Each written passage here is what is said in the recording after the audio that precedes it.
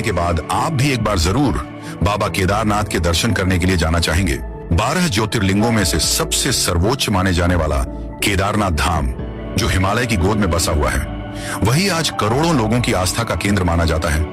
कई हजार फुट की ऊंचाई वाले 3 पहाड़ों के बीच बसे हुए केदारनाथ धाम में 5 नदियां मंदाकिनी, क्षीरगंगा, स्वर्ण, गौरी, मधु, गंगा और सरस्वती का महासंगम भी देखने को मिलता है। यहाँ हर साल लाखों श्रद्धालु महादेव के दर्शन करने आते हैं और इस स्थान की अलौकिकता से मंत्रमुग्ध हो जाते हैं। इस प्रसिद्ध तीर्थ के बारे में कहा जाता है कि यहाँ आने वाले प्रत्येक मनुष्य को स्वर्ग जैसी अनुभूति होती है। स्वर्ग कहिए या महादेव का मंदिर, बात एक ही माना जाता है। लेकिन क्या आपको पता है केदारनाथ धाम से जुड़ी कई पौराणिक कथाएं प्रचलित हैं, जिनसे यह पता चलता है कि केदारनाथ धाम कोई सामान्य धाम नहीं है। लेकिन दोस्तों, ऐसा बताया जाता है कि आने वाले समय में केदारनाथ धाम विलुप्त हो जाएगा और इसका जिक्र भी हमारे धार्मिक ग्रंथों में भी किया गया है। यहाँ सवाल ये उठता है कि आखिर महादेव का गढ़ कहाँ जाने वाला है और केदारनाथ कैसे विलुप्त हो सकता है। आखिर ऐसी कौन सी घटना घटने वाली है जिसके चलते केदारनाथ धाम हमेशा हमेशा के लिए धरती से विलुप्त हो जाएगा।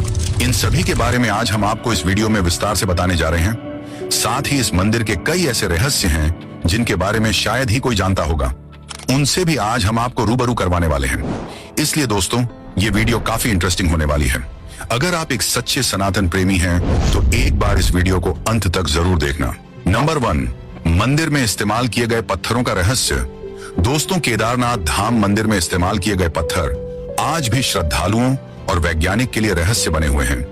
केदारनाथ मंदिर भूरे रंग के विशाल पत्थरों और विशालकाय शिलाखंडों को जोड़कर बनाया गया है। हैरानी की बात तो यह है कि इस मंदिर में इस्तेमाल किए गए पत्थर केदारनाथ धाम के आसपास की जगह पर दूर दूर तक कहीं पर भी मौजूद ही नहीं है। साथ ही केदारनाथ धाम तकरीबन 22,000 फीट की ऊंचाई पर मौजूद है। ऐसे में सवाल ये उठता है कि जिस समय इस मंदिर का निर्माण किया गया था, उस समय इतनी एडवांस टेक्नोलॉजी भी नहीं थी जिसकी मदद से इतने भारी पत्थरों को इतनी ऊंचाई तक पहुंचाया जा सकता था। ऐसे में लोगों का मानना है कि केदारनाथ मंदिर का निर्माण करना किसी मानव की कल्पना से तो परे है। इस मंदिर का निर्माण जरूर किसी दिव्य शक्ति ने ही किया होगा। नंबर 2, 400 सालों तक बर्फ के नीचे दबा रहा था यह मंदिर। केदारनाथ मंदिर उत्तराखंड की हिमालय श्रृंखला में स्थित है और इसने अपने लंबे इतिहास में कई प्राकृतिक आपदाओं को देखा है। ऐसी ही एक घटना लगभग 4 शताब्दी पहले ही युग में हुई थी, जब केदारनाथ मंदिर लगभग 400 वर्षों तक बर्फ के नीचे दबा हुआ था। ऐसा कहा जाता है कि इस दौरान भारी बर्फबारी के कारण मंदिर दिखना बंद हो गया था, जिसकी वजह से श्रद्धालु मंदिर के दर्शन करने में असमर्थ थे। लेकिन मंदिर को 20वीं शताब्दी की शुरुआत में रिसर्च टीम की मदद से खोजा गया था, जिन्होंने बर्फ को साफ किया। जब मंदिर से पूरी बर्फ को हटाया गया तो एक समय के लिए रिसर्च टीम भी दंग रह गई थी, क्योंकि इतने सालों तक बर्फ में दबे रहने के बावजूद भी इस मंदिर को एक खरोच तक नहीं आई थी। ये मंदिर अपनी पहले की स्थिति में ही बरकरार था। इतने वर्षों तक बर्फ के नीचे दबे रहने के बाद भी केदारनाथ मंदिर की खोज ने पूरे भारत के लोगों में उत्साह पैदा कर दिया। खासकर हिंदू भक्तों ने इसे एक चमत्कार मानने लगे। नंबर 3, भीमशिला खंड का रहस्य। मंदाकिनी नदी के किनारे बसे केदारनाथ मंदिर का 2013 में आई प्रलय के बाद बचना किसी चमत्कार से कम नहीं है। इस विनाश में सब कुछ खत्म हो गया था। सन 2013 में प्रकृति ने अपना इतना भयानक रौद्र रूप दिखाया था, जिससे न सिर्फ उत्तराखंड बल्कि पूरे भारत को रुलाकर रख दिया था। ये बात किसी से भी छुपी नहीं कि 2013 में कितनी भयानक आपदा आई थी। बाबा केदारनाथ के दर्शन के लिए न जाने कहां से दर्शन के लिए लोग आए थे, लेकिन इस प्रलय ने 6000 से भी ज्यादा जिंदगियों को तबाह कर दिया था और घायलों की संख्या तो पूछिए ही मत। उस वक्त ऐसा लग रहा था मानो मंदाकिनी नदी सब कुछ अपने साथ बहा ले जाने के लिए आतुर हो। लेकिन फिर कुछ ऐसा हुआ जिसमें स्वयं महाकाल ने अपनी उपस्थिति का मनुष्य को एहसास कराया। जब मंदाकिनी अपने उफान पर थी तो ऐसा लग रहा था कि बाबा के मंदिर को भी अपने साथ बहा कर ले जाएगी। लेकिन उसी बहाव के साथ आया एक शिलाखंड, मानो ढाल बनकर मंदिर के समक्ष खड़ा हो गया हो। यह विशालकाय शिलाखंड पानी के साथ रोल होते हुए आया और मंदिर से सिर्फ 10 मीटर दूर पहुंचने के बाद अचानक से रुक गया, जिसकी वजह से पानी का तेज बहाव मंदिर को छोड़कर मंदिर के दोनों तरफ से बहने लगा। इस शिलाखंड की वजह से मंदिर का बाल तक बांका ना हो सका। उस समय मंदिर में मौजूद सभी लोगों ने यह मान लिया था कि उनका बचना अब संभव नहीं है। लेकिन इस शिलाखंड की वजह से 500 से भी ज्यादा लोगों की जान बच गई थी। अब इसे चमत्कार कहे या संयोग, परंतु आस्था रखने वालों के लिए यह महाकाल की लीला ही तो है। पानी के साथ बहकर आई इस शिला का नाम भीमशिला रखा गया है।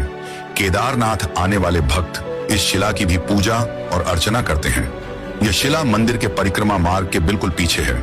जब वैज्ञानिक इस भीमशिला पर रिसर्च करने के लिए निकले तो उन्होंने आधुनिक यंत्रों द्वारा इस भीमशिला को हिलाने की बहुत कोशिश की, लेकिन वैज्ञानिक इस भीमशिला को टस से मस्तक नहीं कर पाए। इस शिला पर रिसर्च करने के बाद यह पता चला कि यह विशालकाय शिला लगभग 5000 साल से भी अधिक पुरानी है। अब बहुत से लोग ये बोलेंगे कि जिस तरह से इस भीमशिला के चमत्कार की वजह से 500 लोगों की जान बच गई, उसी तरह से महादेव ने अन्य और लोगों की भी जान को क्यों नहीं बचाया? तो इसका जवाब यह है कि लोग बाबा के दर्शन करने कम और घूमने फिरने और अपने मनोरंजन के लिए ज्यादा आते हैं। उनके मन में भक्ति कम और इंस्टाग्राम पर रील बनाने की इच्छा ज्यादा होती है। ये बात किसी से छिपी नहीं है कि केदारनाथ एक धार्मिक स्थल है, न कि टूरिस्ट प्लेस। आपने देखा होगा कि यहाँ पर कुछ लोग किस तरह से पैसे कमाने के लिए वीडियो बनाकर सोशल मीडिया पर डालते हैं। यहाँ पर वह लोग भी अपनी झूठी भक्ति दिखाने के लिए आते हैं, जो दिन रात सोशल मीडिया पर मुर्गा और बकरे चबाते रहते हैं। नंबर 4, आने वाले समय में केदारनाथ के लुप्त होने का रहस्य। दोस्तों, करोड़ों लोगों की श्रद्धा से जुड़े हुए केदारनाथ धाम को लेकर एक बहुत ही बड़ी भविष्यवाणी की गई है, जिसके अनुसार आने वाले समय में केदारनाथ धाम हमेशा हमेशा के लिए इस पृथ्वी से गायब हो जाएगा। हमारे सनातन धर्म के ऐसे बहुत से ग्रंथ हैं जिसमें इस बात का जिक्र मिलता है कि जिस दिन नर या नारायण पर्वत आपस में मिल जाएंगे, उस दिन केदारनाथ धाम का शिवलिंग गायब हो जाएगा। इसके बाद एक बार फिर से केदारनाथ धाम में काफी तेज प्रलय आएगी और केदारनाथ धाम पूरा बर्फ में दब जाएगा। अब बहुत सारे लोगों का कहना है कि यह मंदिर पहले भी हिमयुग के समय 400 साल तक बर्फ के नीचे दबा हुआ रहा था, तब भी इसका कुछ नहीं हुआ, तो आगे भी कुछ नहीं होगा। अब ये तो वक्त ही बताएगा, लेकिन लोगों की आस्था का यह प्रमुख केंद्र बहुत ही अनोखी तकनीक के साथ बनाया गया है, जो आज भी सुरक्षित है। नंबर 5, उदक कुंड का रहस्य। केदारनाथ मंदिर के दक्षिण में स्थित उदक कुंड का अत्यधिक आध्यात्मिक महत्व माना जाता है। भक्तों का कहना है कि जो कोई भी उदक कुंड का पवित्र जल पिएगा, वह हमेशा के लिए जन्म और मृत्यु के चक्र से मुक्त हो जाएगा। माना जाता है कि इस जल में शुद्धिकरण की क्षमता होती है। शिव पुराण के केदार खंड के अनुसार उदक कुंड का जल 5 महासागरों का मिश्रण है। दोस्तों, आपकी जानकारी के लिए बता दें कि 2013 से पहले केदारनाथ धाम में 5 कुंड हुआ करते थे, लेकिन 2013 के बाद 3 कुंड गायब हो गए हैं। केवल उदक कुंड और रेत्स कुंड को छोड़कर वैज्ञानिक आज भी बचे हुए 3 कुंडों को नहीं खोज पाए हैं। नंबर 6, रेतस कुंड का रहस्य। केदारनाथ मंदिर से करीब 500 मीटर की दूरी पर सरस्वती नदी के तट पर रेतस कुंड स्थित है। ये कुंड बड़ा ही रहस्यमयी है। ऐसा केदार खंड में लिखा गया है कि यहाँ ओम नमः शिवाय का जाप करने पर पानी में से बुलबुले उठते हैं। वहीं ऐसा भी कहा जाता है कि इस कुंड के जल को पीने से मनुष्य शिव रूप हो जाता है। यह कुंड 2013 की प्रलय में लुप्त हो गया था, जिसे हाल ही में खोजा गया है। खास बात यह है कि यह कुंड सिर्फ ओम नमः शिवाय का जाप करने पर ही बुलबुले छोड़ता है। आप जरा यह वीडियो क्लिप देखिए। नंबर 7, केदारनाथ धाम का पांडवों से जुड़ा रहस्य। ऐसा बताया जाता है कि महाभारत युद्ध के बाद पांडवों ने केदारनाथ मंदिर का निर्माण किया था। ऐसा माना जाता है कि अपने ही भाइयों की हत्या करने के बाद पांडवों ने फैसला किया था कि वे अपने पापों का प्रायश्चित करेंगे। इसके लिए वे केदारनाथ धाम पहुंचे, जहां भगवान शिव से क्षमा मांगने के लिए सभी पांडव उन्हें खोजने लगे, लेकिन भगवान शिव उन्हें माफ नहीं करना चाहते थे। इसीलिए वह बैल के रूप में छिप गए। लेकिन जब भीम ने उन्हें पहचान लिया और उन्हें छूने का प्रयास किया, तो भगवान शिव 5 अलग अलग स्थानों केदारनाथ, रुद्रनाथ, तुंगनाथ, मध्यमहेश्वर और कल्पेश्वर में बिखर गए और गायब हो गए, जिन्हें अब पंच केदार के नाम से जाना जाता है। बाद में पांडवों ने भगवान शिव को मना लिया था और कहा जाता है कि केदारनाथ मंदिर का निर्माण पांडवों ने ही करवाया था। नंबर 8, 6 महीने के लिए बंद होता है केदारनाथ धाम। दोस्तों, केदारनाथ धाम हिंदुओं की सबसे बड़ी आस्था का केंद्र माना जाता है। इसके बावजूद भी केदारनाथ धाम को 6 महीने के लिए ही खोला जाता है और 6 महीने यह बंद पड़ा रहता है। केदारनाथ मंदिर के कपाट बंद होने के बाद बाबा केदारनाथ की पंचमुखी डोली ऊखी मठ के ओंकारेश्वर मंदिर तक बड़े ही धूमधाम के साथ निकाली जाती है। इस दौरान भक्तगण बाबा केदारनाथ के अगले 6 महीनों तक ऊखी मठ के ओंकारेश्वर मंदिर में दर्शन कर सकते हैं और भाई दूज वाले दिन ही केदारनाथ धाम के कपाट बंद कर दिए जाते हैं, जहां उन्होंने भगवान शिव के मंदिर का निर्माण किया। इसके बाद उन्होंने यहीं पर अपने पितरों का तर्पण किया था। इसके बाद ही उन्हें स्वर्ग की प्राप्ति हुई। कहते हैं कि जिस दिन पांडवों ने अपने पूर्वजों का तर्पण किया था वो भाई दूज का ही दिन था, इसलिए तब से इसी दिन केदारनाथ के कपाट बंद होने लगे। वहीं इसके पीछे का दूसरा कारण यह बताया जाता है कि भाई दूज के दिन से ही शीतकाल का आरंभ होता है। इस दौरान हिमालय क्षेत्र में रहना बहुत मुश्किल होता है। ऐसे में भक्तों को किसी भी तरह की परेशानी ना हो, इसलिए जब तक शीतकाल रहता है तब तक मंदिर के कपाट बंद कर दिए जाते हैं। नंबर 9, जलते हुए दिए का रहस्य। जब केदारनाथ मंदिर के कपाट बंद किए जाते हैं उससे पहले पुजारी विग्रह और दंडी को नीचे ले जाते हैं। इसके बाद मंदिर परिसर की सफाई करके वहां एक दीपक जला देते हैं।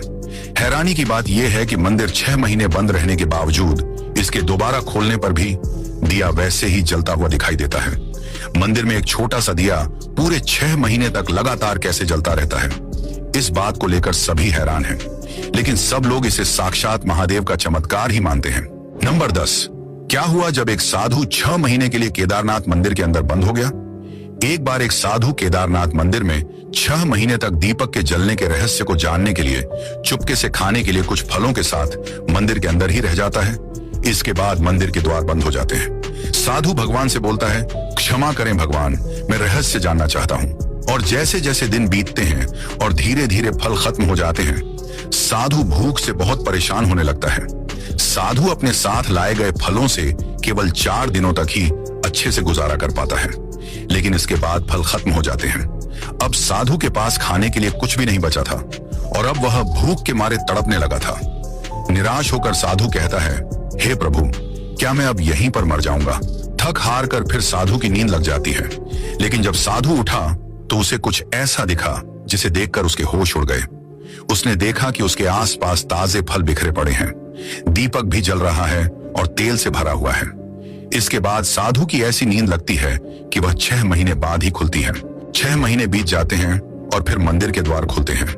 तब लोग हैरान होकर बोलते हैं, ये साधु कौन है। साधु कमजोर आवाज में बोलता है, मैंने भगवान का चमत्कार देखा है।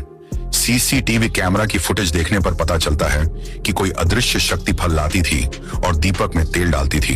तो दोस्तों, ये थे केदारनाथ मंदिर से जुड़े हुए कुछ अनोखे रहस्य जिनके बारे में आज आपको इस वीडियो में जानने को मिले।